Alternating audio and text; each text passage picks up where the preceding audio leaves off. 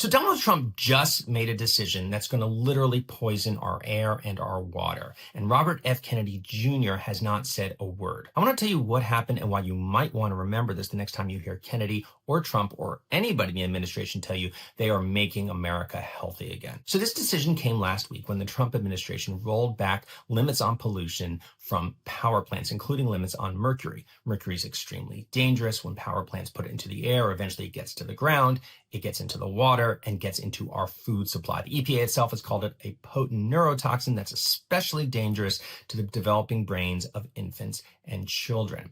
Trump administration says taking these moves is necessary to save the coal industry and that'll bring down energy prices.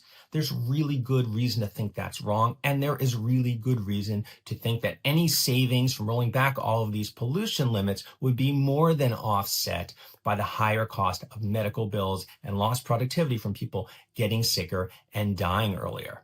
Not that long ago, I could even quantify that effect for you. But the Trump administration has actually blocked the EPA from taking those kinds of calculations into account. They literally don't want you to know about the human cost of this rule change. Gee, I wonder why. And look, maybe you expect this from Donald Trump and all his friends in corporate America, but Robert F. Kennedy Jr. was supposed to be different. He used to be an environmental lawyer. He used to run an organization called the Waterkeepers Alliance that fought mercury contamination. And in 2017, when Trump tried to do something similar, Kennedy spoke out against it. Well, now Kennedy's in the administration and he's silent.